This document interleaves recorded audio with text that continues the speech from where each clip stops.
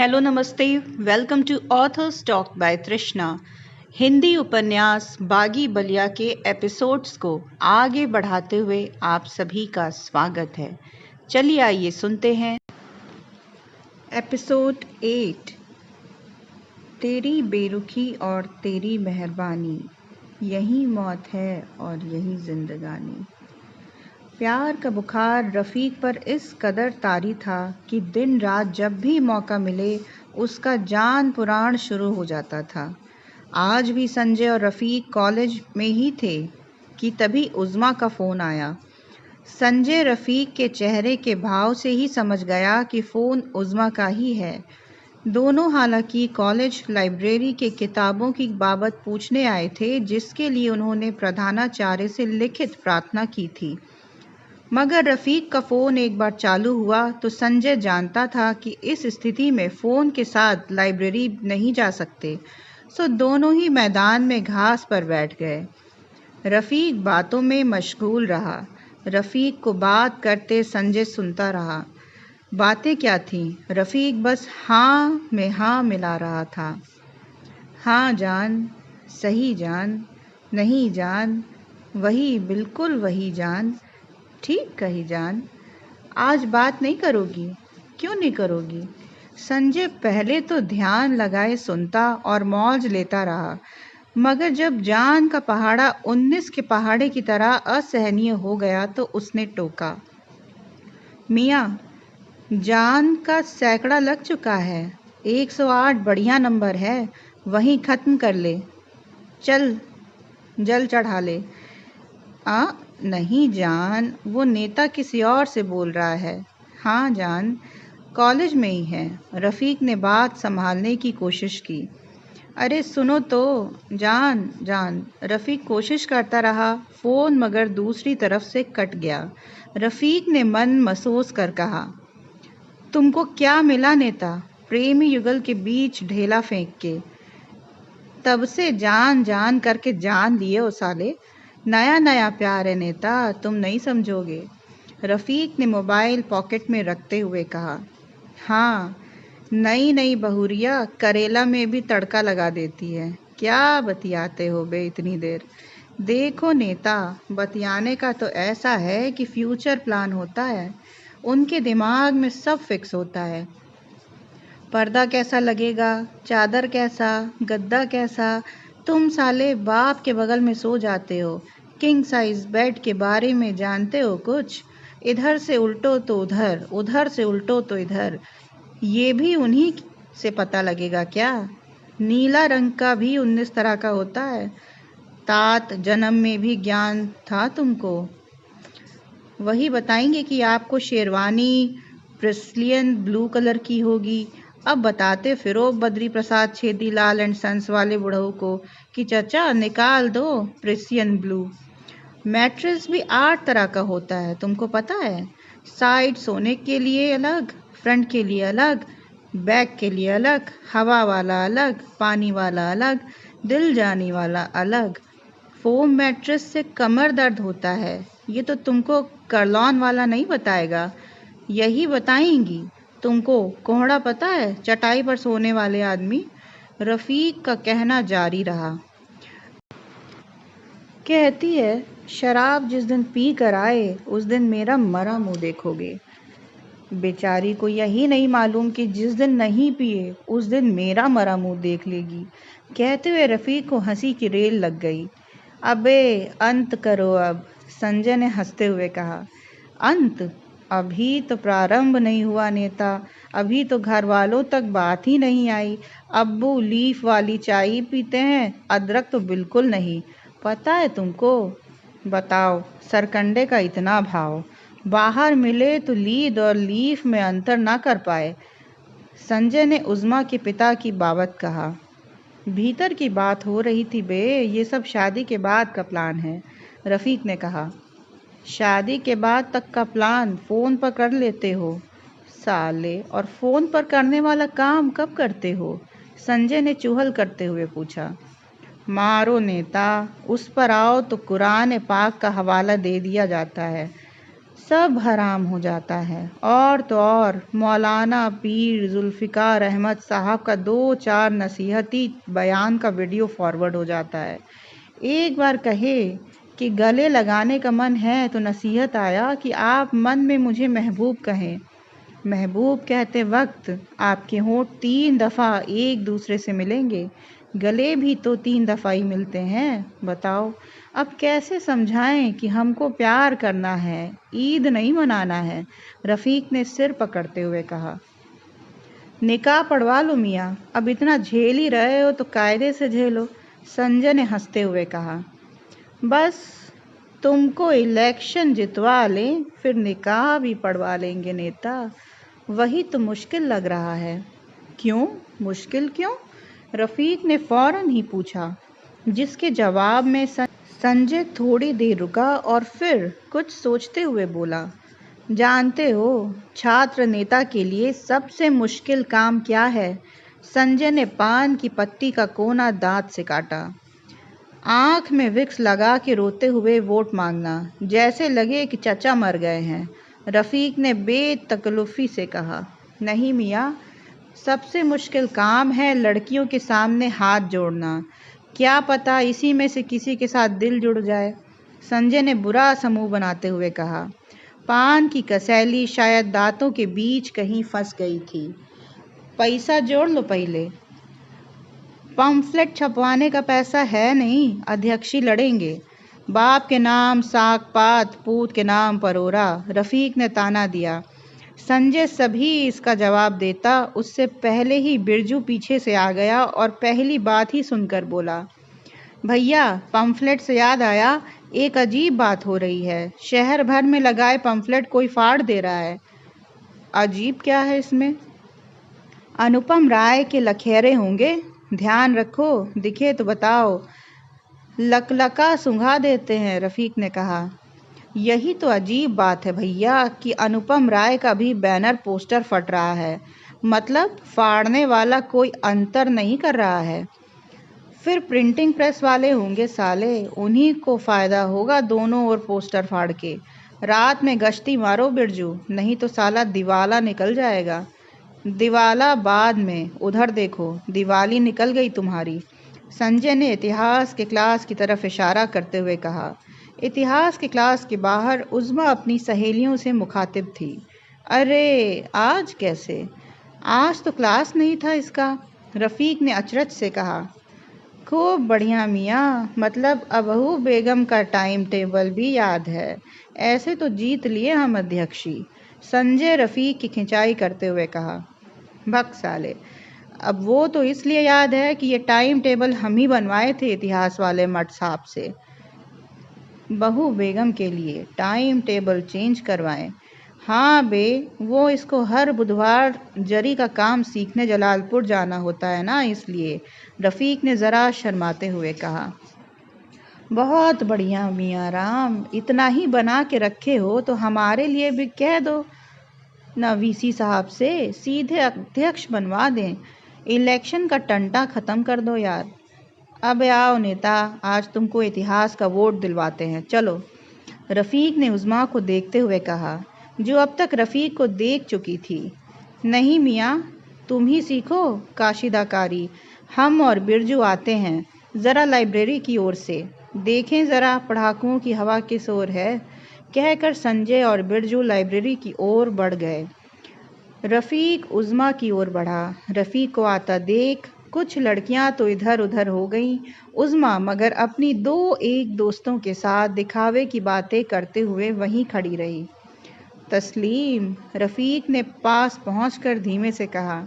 उज़्मा ने ज़ाहिर तौर पर इसका कोई जवाब नहीं दिया और थोड़ी परेशान भी नज़र आई। रफ़ीक बात को भांप तो गया मगर फिर भी उसने बात की। आपकी किताब लाइब्रेरी में आ गई है। शुक्रिया। कहते हुए उज़्मा ने ऐसा बर्ताव किया जैसे फिल वक्त उससे कटना चाह रही हो। किताबें तो दिला देते हैं, अभी क्वेश्चन पेपर भी दिला दीजिए। बुरके के अंदर से ही किसी सहेली की आवाज़ आई, जिस पर बाकी की सहेलियां खिलखिला उठीं। रफ़ीक भी बस मुस्कुरा दिया। उसे उज़्मा का ये व्यवहार समझ नहीं आ रहा था। आज भी उसने कहा कि वह बात नहीं करेगी। कटी कटी सी भी लगी। उसने फिर भी उज़्मा से कहा, आप कहें तो किताबें निकलवा दूं?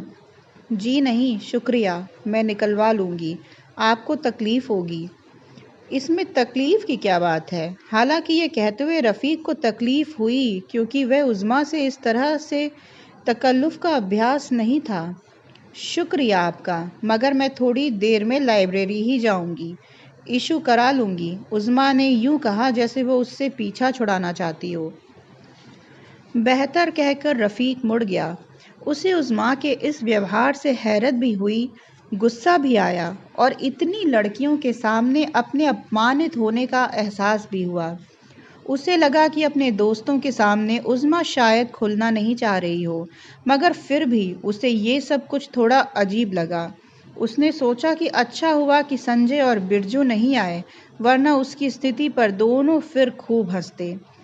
वह बुझे मन से पीछे की ओर मुड़ा ही था कि बिरजू बदहवास भागकर आता हुआ दिखाई पड़ा। क्या हुआ, काहे फोड़जी हुए हो? रफ़ीक ने उसे देखते ही पूछा। भैया, 2-3 लड़के लाइब्रेरी के बाहर पोस्टर फाड़ रहे हैं। बिरजू ने हाँफते हाँफते ही अपनी बात बताई। रफ़ीक जो वैसे ही बिफरा हुआ था और उबल पड़ा। उसने कुर्ते की बाहें चढ़ाईं और तेज़ कदमों से लाइब्रेरी की ओर चला। लाइब्रेरी गेट पर ही उसने लगभग एक लड़के को फटा पोस्टर हाथ में लिए और संजय से बात करते देखा। अब दौड़ते हुए ही वह लड़के तक पहुंचा और बिना बोले ही उसे गर्दन से दबोचकर दीवार के सहारे लगा दिया। पोस्टर काहे फाड़े रे साला? रफ़ीक ने लड़के के गाल इस तरह दबाए कि लड़के के होंठ बाहर की ओर निकल आए। संजय ने बीच में पड़ते हुए कहा, मियाँ, बात तो सुनो। संजय ने लड़के को छुड़ाने की कोशिश करते हुए कहा, बात का आदमी ही नहीं है ये, लात से सुनेगा। देख नहीं रहे हो, मूछ नहीं आया है और ताव देखो इसका। कहते हुए रफ़ीक ने लड़के को एक चांटा रसीद दिया। अरे मियाँ डाक सा, संजय की बात रफ़ीक ने फिर आधे ही में काटकर तैश में कहा, डाक डाकिन जिन जिन्नात सब निकालेंगे नेता, देखो ना। अभी फौरन अल्लाह अल्लाह बोलेगा। नाम क्या है रे साला? रफ़ीक ने अब गाल छोड़कर गिरेबान पर मुट्ठी कसते हुए पूछा। मियाँ सुनो भाई, भौजाई का। संजय को फिर रफ़ीक ने अधूरे में काटा।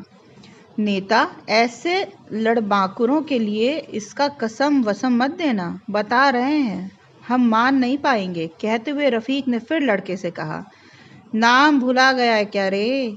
इसरार हसन। इसरार हसन? इसरार हसन? और बाप का नाम? लड़के ने कुछ नहीं कहा। संजय भी कुछ देखकर सिर पकड़कर चुपचाप बैठ गया। 2 क्षण की ही चुप्पी रही होगी कि पीछे से आवाज आई, डॉक्टर मुस्तकिम हसन। अब की बार आवाज लड़के की नहीं बल्कि पीछे से आई। ये जनाना आवाज थी और इस आवाज को रफ़ीक खूब पहचानता था। ये उज़्मा की आवाज थी। लड़का और कोई नहीं बल्कि उज़्मा का छोटा भाई था। रफ़ीक को काटो तो खून नहीं वाली स्थिति थी। उसके नाक और कान शीतलहरी की हवा की तरह सुन्न हो गए।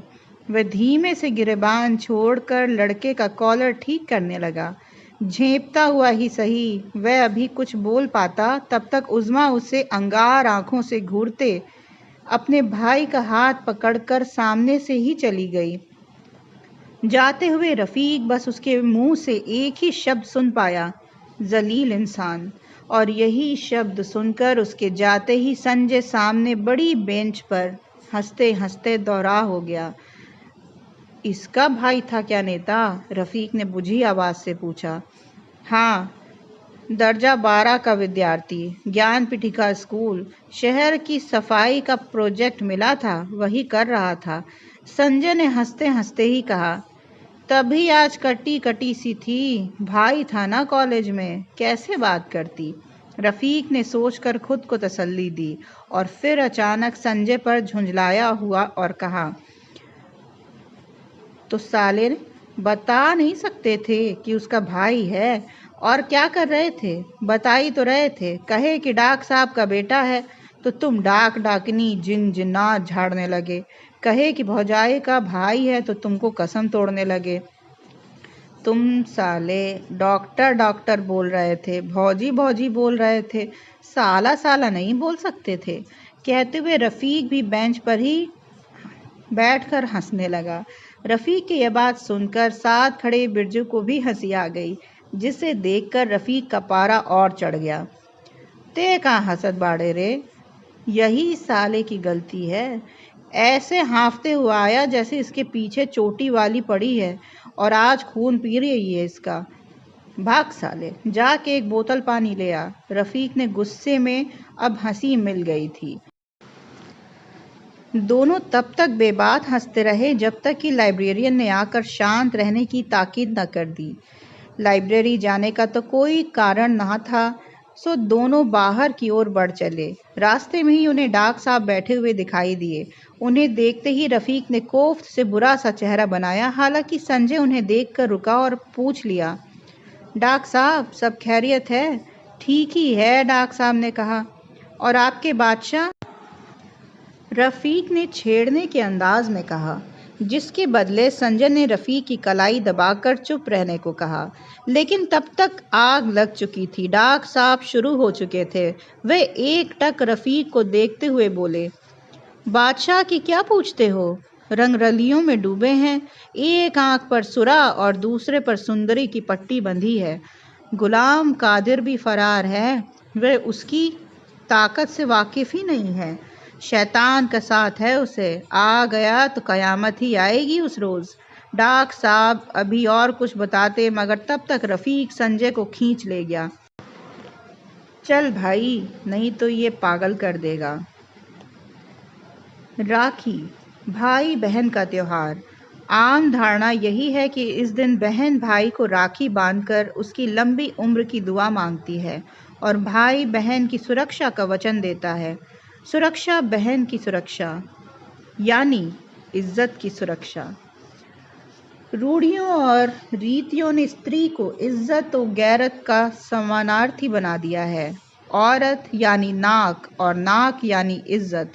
रूढ़ियों और रीतियों के जाल में ना बहकर राखी पर ही रहें तो पाएंगे कि ये धर्म जात से ऊपर उठकर भावनाओं का है, मानवता का पर्व है। सो ज्योति ने जो हर साल संजय और रफ़ीक दोनों को एक साथ राखी बांधना शुरू किया तो दीन, धर्म, मजहब, ईमान, भगवान कभी आड़े नहीं आए।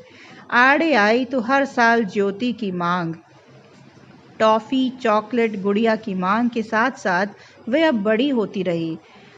उसकी कोई मांग संजय पूरी न भी करे तो रफ़ीक पूरी कर ही देता था, क्योंकि वह रफ़ीक से ही खुलकर बात भी कर पाती थी। आज राखी के दिन रफ़ीक नहीं पहुंचा था। इस बार संजय सुबह ही राखी बंधवा चुका था। ज्योति का बिना कुछ खाए बुरा हाल था। वह रफ़ीक के इंतज़ार में बैठी थी। जब रफ़ीक लगभग 2 घंटे से 5 मिनट का बहाना मारते रहा तो ज्योति का पारा चढ़ने लगा। उसकी हालत समझकर संजय ही रफ़ीक को लेने निकल पड़ा। घर पहुंचने पर पता चला कि वह तो सुबह से ही गढ़ा पीर की मज़ार पर गया हुआ है। संजय को गुस्सा आया, क्योंकि वह बार बार घर से निकलने की बात कर रहा था। उसने गाड़ी गढ़ा पीर की मज़ार पर घुमा दी। लगभग आधे घंटे बाद जब वह मज़ार तक पहुंचा तो देखा कि रफ़ीक साथ लगे नल से हाथ मुंह धो रहा है। 5 मिनट नहीं हुआ अभी तुम्हारा? संजय ने गाड़ी स्टैंड पर लगाते हुए पूछा। अरे नेता, क्या बताएं, निकले ही थे कि फ़ोन आ गया। गढ़ा पीर के मौलवी साहब नाक से खून फेंक दिए, आंख उलट दिए हैं, दौड़े भागे आए, तब तक फ़ोन बंद। तुमको बता भी नहीं सके। चलो चलो जल्दी चलो। छुटकी बेचारी बिना खाए बैठी होगी, रफ़ीक ने संजय को खींचते हुए कहा। रुको ज़रा, बाबा से हाल पुरसी कर लें, संजय ने मज़ार की ओर जाते हुए कहा। अरे अरे, उधर कहाँ जा रहे हो? रफ़ीक ने संजय को रोकने की कोशिश की। क्यों, मेरा धर्म भ्रष्ट हो जाएगा कि तुम्हारा? अबे नहीं बे, सीधा क्यों नहीं कहते हो कि तुम्हारा झूठ खुल जाएगा? बाबा साहब एकदम दुरुस्त हैं, हम देख लिया, पालथी मारे बैठे हैं। यार नेता, क्या बताएं, कल से मेला लगेगा, साफ सफाई ठीक से हुई नहीं, इसलिए आए थे। अबे तो कह देते, छोटकी को लेकर यहीं आ जाते। नहीं भाई, बहन क्यों आएगी, हम जाएंगे। चलो चलो चलो। जल्द बैठो। रफीक ने संजय से गाड़ी की चाबी लेकर स्टार्ट करते हुए कहा। बहुत नाराज है क्या? रफीक ने गाड़ी चलाते हुए ही पूछा। सिर पे चाय बना सकते हो? संजय ने हंसते हुए कहा। बाप रे बाप, ऐसा करते हैं नेता, कुछ गुड्डा गुड़िया खरीद लेते हैं, रफीक ने कहा। फालतू पैसा ना बर्बाद करो, तुम ही साले मन बढ़ाए उसका, और गुड्डा गुड़िया खेलने की उम्र है उसकी, 2 साल में ग्रेजुएट होगी। फिर भी भाई कुछ तो। रफीक ने अभी आधा ही कहा था कि संजय को हंसी आ गई। उसे मोटरसाइकिल की पिछली सीट पर बैठे हुए ही ठहाका लग गया। क्या हुआ नेता, कोई हवा में गुदगुदा गई क्यों? रफीक ने गाड़ी चलाते हुए ही पूछा। कुछ सोच के हंसी आ गई, संजय ने हंसते हुए ही कहा। हमको भी हंसाओ, रफीक ने गुदगुदी करते हुए कहा। नहीं, तुम दिल पे ले लेगा। दिल तो है ही नहीं, वह तो मुस्तकिम हसन की बेटी अपने रुमाल में टांक ली है। तुम बात बताओ। सोच रहे थे मियाँ कि हमारे यहाँ तो बाऊजी को लगा होगा कि ज़्यादा बच्चा होगा तो खेत बट जाएगा, लड़ाई झगड़ा होगा, इसलिए एक के बाद स्टॉप वॉच लग गया। तुम्हारे यहाँ तो ये सब कुरीति नहीं है। तुम्हारे यहाँ तो अल्लाह देता है बंदा लेता है वाला सिस्टम है। हंसी हंसी में हसनपुर बस जाता है। फिर तुम्हारे यहाँ भाई बहन क्यों नहीं आया बे? अकेले टरुआते जवान हो गए। संजय ने बहुत गंभीर होकर बात करने की कोशिश की, मगर उसे हंसी आ गई। ओ, मजा ले रहे हो, रफीक ने मजाक समझते हुए कहा और कहना जारी रखा। सुनो नेता, जस गति तोरी तस गति मोरी, अंतर कुछ नहीं था। सरकार का फैसला हुआ, प्रपंच था। उधर वकील साहब जद में आ गए, इधर हमारे अब्बू।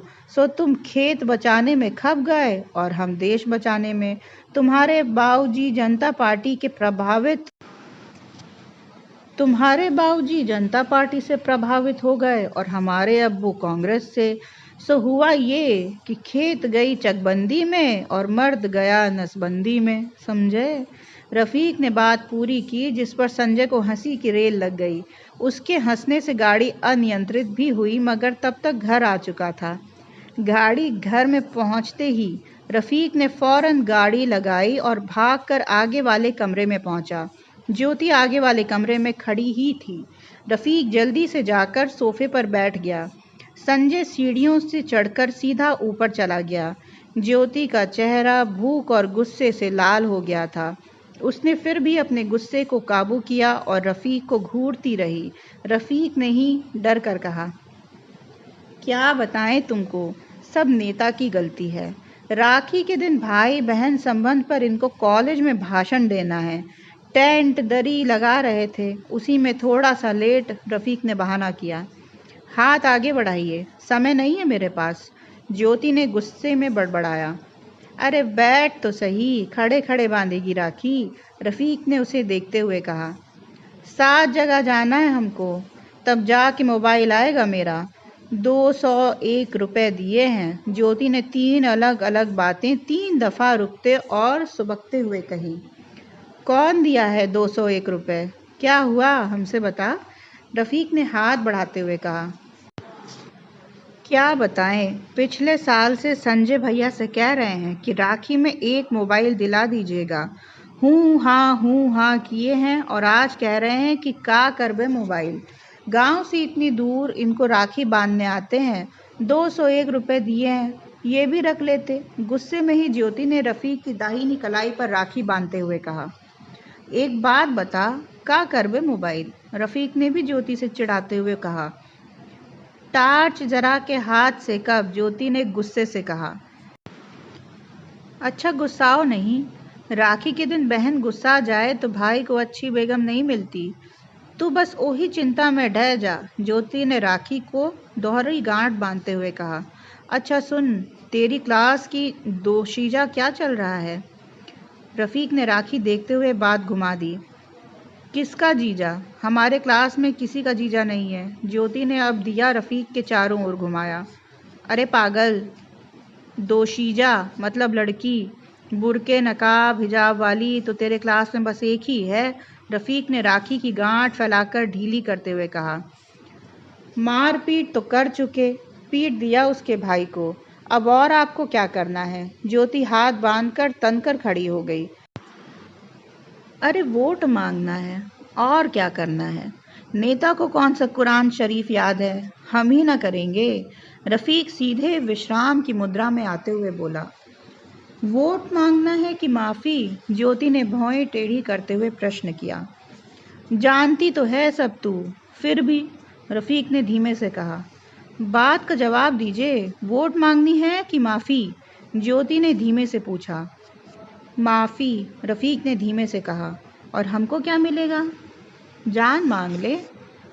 जान उन्हीं को दीजिए जिनको चाहिए, हमें मोबाइल दे दीजिए। ज्योति ने अपने काम की बात की।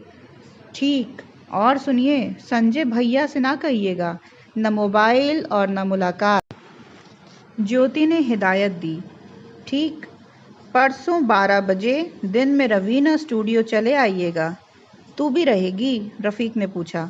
क्यों, आपको डर लगता है अकेले? ज्योति ने हंसते हुए कहा। नहीं रे पगली, बस ऐसे ही। मेरी क्लास है, मोहतरमा अकेले जाएंगी। ठीक, भूलिएगा नहीं? ज्योति ने कहा।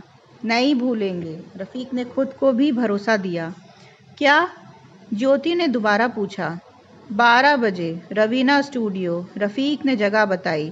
देखिए भूल गए, ज्योति ने माथा पीटते हुए कहा। क्या? मोबाइल। धत पगली, आज ही नाज इलेक्ट्रिक्स जाके जो ठीक लगा उठा ले। 8,000 से ज़्यादा का नहीं, लेकिन वह कह देना रफीक भैया का है। ये सब गुंडई आप ही कीजिए, हमसे नहीं होगा। पैसा दीजिए, सीधा मन से सीधी बात कीजिए। ज्योति ने हाथ आगे किया। अरे तुझे मोबाइल चाहिए ना? अच्छा, जाके पसंद कर ले, हम एडवांस पेमेंट किए हैं उसको, वो पैसा मांगेगा ही नहीं। ठीक, रफीक ने उसके आगे बड़े हाथ पर 500 के 2 नोट रख दिए। ठीक, और ये मिठाई कौन सा खाएगा? ज्योति ने हाथ में मिठाई लिए हुए कहा। तू खा ले, आप नहीं खाएंगे ना? मौलवी साहब कहे हैं कि काफिर मिठाई खिला के दीन और ईमान लूट लेते हैं। नेता तो पक्का इसमें भभूत मिलाया होगा। बहुत दिन से ताक में है, रफीक ने उठकर मुस्कुराते हुए कहा। आप और आपके मौलवी साहब। ज्योति ने मुंह बिचकाया और मिठाई का टुकड़ा रफीक के मुंह में डालकर बाकी खुद खाकर ऊपर कमरे की ओर चली गई। रफीक ने बाहर निकलकर संजय को फ़ोन लगाया। नेता, जल्दी उतरो, कॉलेज चलना है। राखी पर भाषण नहीं दोगे? तुम्हारा ही विषय है। वैलेंटाइन पर तो दुकान फुकवाते हो, और भी जाने क्या क्या करते हो। रफीक ने फ़ोन काट दिया और खुद ही बुदबुदाया। रवीना स्टूडियो, 12 बजे। Raveena studio, station road, Ballia. ये सिर्फ एक फ़ोटो स्टूडियो का पता नहीं है, ये ज़िले के कई घरों की खुशियों का आस भी है। विवाह योग्य लड़कियों की आकर्षण तस्वीरें उतारनी हो, सांवले रंग को 2 टोन घटाकर गोरा दिखाना हो, चेहरे पर किसी मामूली दाग को ढकना हो, या तस्वीरों की ज़रूरत के अनुकूल बदलना हो, ये सारा काम ये स्टूडियो साल दर साल बखूबी करता आया है। घाघरा, गरारा, चोली, टेडी बियर, गिट्टाई, टाई कोट, काजल, माधुरी, अजय देवगन, रणबीर कपूर इत्यादि सब इस स्टूडियो में आपके शौक और ज़रूरत के हिसाब से मौजूद हैं। सो कोई आश्चर्य नहीं है कि फ़ोटो संबंधी सारे काम के लिए लोग इसी स्टूडियो पर भरोसा करते हैं। उज़्मा को भी एडमिट कार्ड के लिए तस्वीरें खिंचवानी थी। वो सब क्लास के बाद सीधा स्टूडियो आई थी। ज्योति ने इसी कारण रफ़ीक को रवीना स्टूडियो ही जाने को कहा था। भैया, पासपोर्ट साइज़ फ़ोटो खिंचवानी है, क्या रेट है? उज़्मा ने काउंटर से पूछा। 40 की 5, काउंटर पर बैठे लड़के ने कहा। 40 की 5 क्यों?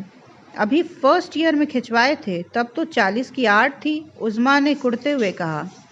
दीदी 1 साल हो गया भी तो, लड़के ने कहा। 40 की 8 कीजिएगा तो कहिए, उज़्मा ने लगभग धमकाते हुए कहा। दीदी फ़ोटो है, कोई फुचका थोड़े है कि 10 के 8 दे दें। ठीक है, ज़्यादा बोलने की ज़रूरत नहीं है, आप फ़ोटो निकालिए। उज़्मा ने झेंप मिटाते हुए फ़ोटोग्राफ़र को डांटा। ठीक है, भीतर चलकर बैठिए, कहकर लड़के कैमरे की लेंस साफ करने लगा। उज़्मा स्टूडियो के कमरे में प्रवेश कर गई। उसके घुसने की देरी थी कि रोड के ठीक उस पार सैलून में बैठा रफ़ीक निकला और 4 कूद में ही रोड फांदकर सीधा स्टूडियो के फोटोग्राफी रूम में घुसने लगा।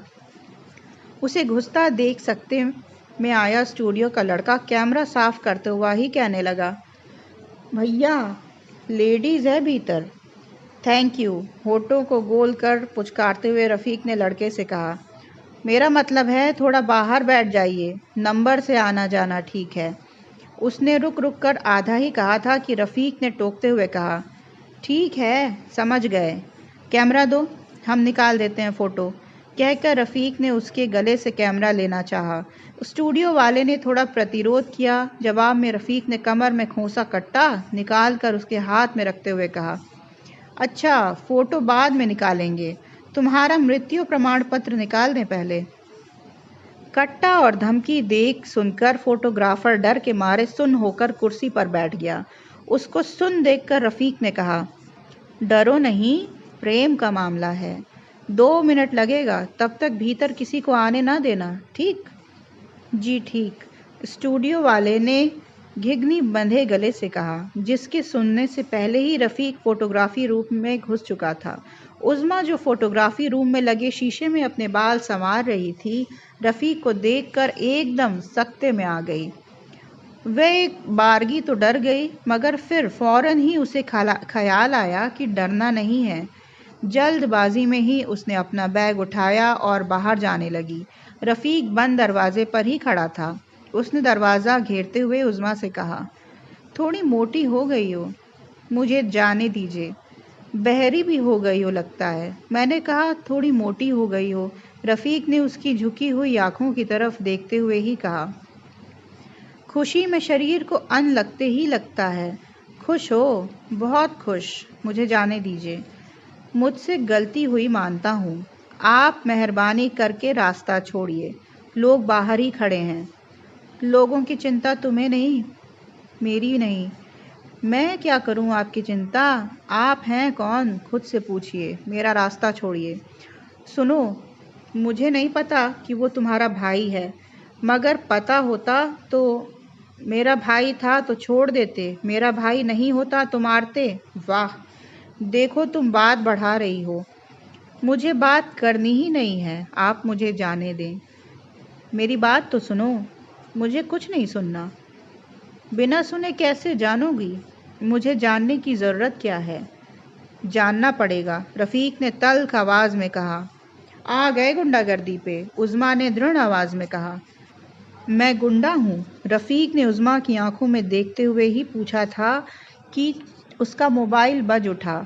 रिंगटोन ने कोई गाना बजाया जिसका अर्थ था कि विधायक का भतीजा लड़की उठा ले जाएगा। रफ़ीक ने झेंपते हुए फ़ोन काटा और फिर पूछा, हाँ तो मैं गुंडा हूँ। वह तो आपके फ़ोन ने ही बता दिया है। यार तुम्हारी प्रॉब्लम क्या है? आप हैं मेरी प्रॉब्लम। मेरे चले जाने से तुम्हारी प्रॉब्लम सॉल्व हो जाएगी?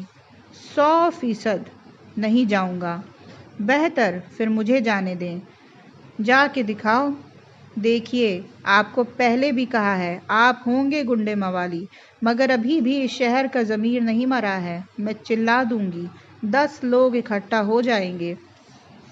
चिल्लाओ, जितने आएंगे सबको मारूंगा। और आता क्या है गुंडा मवालियों को? ठीक, मान लिया, गुंडा ही सही, लेकिन आज तुम्हें यहाँ से बिना अपनी बात कहे जाने नहीं दूंगा। हट जाइए। हरगिज़ नहीं, मैं धक्के मार के जा सकती हूँ। उज़्मा ने धक्का लगाया, मगर पत्थर से रफ़ीक के शरीर से टकरा खुद से ही लड़खड़ा के गिर गई। थोड़ी देर शांत होने के बाद रफ़ीक को लगा कि यही मौका है अपनी बात कह देने का। उसने कहना शुरू किया, हो गई गलती, नहीं मालूम था। इज़रार मियाँ। रफ़ीक ने उज़्मा के भाई का अभी नाम ही लिया था कि उज़्मा बिफर पड़ी। खबरदार, मेरे भाई का नाम भी लिया, कहकर थोड़ी देर को वह रुकी, फिर फूट पड़ी। फूल सा भाई मेरा, उसको मारो। स्कूल के प्रोजेक्ट के लिए आया था, उसको मारो। छोटे बच्चे को कंधे तक भी नहीं आता है वो, उसे मारा।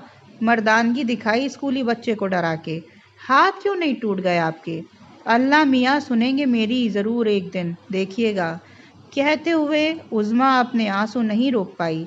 वह नकाब के कोने से अपने आंसू पोंछने लगी। रफ़ीक ने उसकी आंखों में देखने की कोशिश की। गर्दन झुकी होने की वजह से उसे कुछ नहीं दिखा। उसकी आंखों में देखने की कोशिश करते हुए अपने बाईं हथेली को हिलाते हुए ढीला किया और सामने बड़े लोहे की एक रॉड पर मार दिया।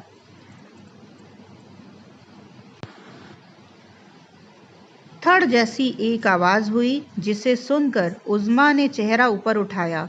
उसने देखा कि रफ़ीक का बायां हाथ कलाई से अजीब तरह से झूल गया है। लो, अल्लाह मियाँ ने सुन ली तुम्हारी। रफ़ीक ने चेहरे पर के दर्द को कम करने की कोशिश कर मुस्कुराते हुए कहा। उज़्मा को 2 क्षण समझ ही नहीं आया कि क्या हुआ और वह क्या करे। जाओ, रफ़ीक ने रास्ते से हटते हुए कहा। उज़्मा असमंजस में हुई। उसके दिल में आया कि वह रफ़ीक का टूटा हाथ अपनी हथेली में लेकर देखे, मगर इतनी जल्दी खुद को संभाल पाना उसके लिए मुश्किल था। बाहर निकलते हुए उसने देखा कि दाएं हथेली पर रखी रफ़ीक की बाईं हथेली सूजकर गुब्बारा हो गई है। उज़्मा के चले जाने के बाद रफ़ीक बाहर निकला और स्टूडियो वाले से एक कट्टा पॉकेट में रख देने को कहा। स्टूडियो वाले ने उसकी हथेली देखी और मुस्कुरा दिया। उसने शायद ये समझा कि रफ़ीक का हाथ लड़की ने ही तोड़ दिया है। रफ़ीक को उसकी समझ पर काबू नहीं था, न ही रफ़ीक को उसकी मुस्कुराहट की चिंता थी। उसने उसी से हाथ में रुमाल बंधवाई और संजय को फ़ोन लगाया। कहाँ हो? रफ़ीक ने पूछा। यहीं, सिनेमा रोड पे। स्टेशन रोड आओ जल्दी, चेचक ठाकुर ने सैलून पर। क्या हुआ, सब ठीक? कोई घेरा क्या? संजय ने अनजाने किसी डर से ग्रसित होकर कहा। कौन बहन बहियाएगी हमसे जो घेरे आएगी? हाथ टूट गया है लगता है, रफ़ीक ने दर्द सहते हुए कहा। अरे क्या हुआ, कैसे, कब? संजय ने गाड़ी स्टार्ट करते हुए ही सवालों की झड़ी लगा दी। सीबीआई ना बनाओ, आओ चुप मार के। अपनी बात खत्म करते करते रफ़ीक ने देखा कि संजय सिर बाईं ओर मोड़े, कान और कंधे के बीच मोबाइल फंसाए मोटरसाइकिल से चला आ रहा था। क्या हुआ मियाँ? संजय ने आते ही पूछा। हाथ में चोट लग गई है। कैसे? मत पूछो। अबे कैसे नहीं पूछें? हाथ झूल के लूल हो गया है, कैसे ना पूछें? तुम साले चेचक के सलून में कर क्या रहे थे? संजय ने गाड़ी स्टार्ट की और अस्पताल का रास्ता लिया। रास्ते में ही दर्द की सिसकियां भरते हुए रफ़ीक ने संजय को सारी बातें बता दी। लड़की वड़की तो ठीक है मियाँ, प्यार व्यार भी ठीक होता, लेकिन ये बताओ साले, अब पानी कैसे छुओगे? बात पूरी करते करते संजय को बैलेंस ठाकों से गूंजा, जिस पर रफ़ीक दर्द के अतिरेक में भी मुस्कुराए बगैर नहीं रह सका।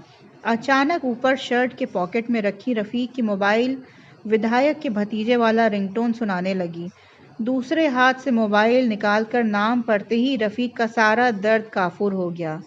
फ़ोन उज़्मा का ही था। रफ़ीक ने गाड़ी रुकवाई और एक पेड़ के नीचे अगले 1.5 घंटे तक बातें करता रहा। संजय गाड़ी छोड़कर सामने की घास पर ही लेट गया। चोट ने हड्डियों के साथ साथ गलतफहमियां भी तोड़ दी थीं। तो आज के लिए इतना ही। उम्मीद है आपको कहानी अच्छी लगी होगी। मैं फिर मिलूंगी नए एपिसोड्स के साथ। तब तक के लिए बहुत बहुत धन्यवाद। शुभ रात्रि।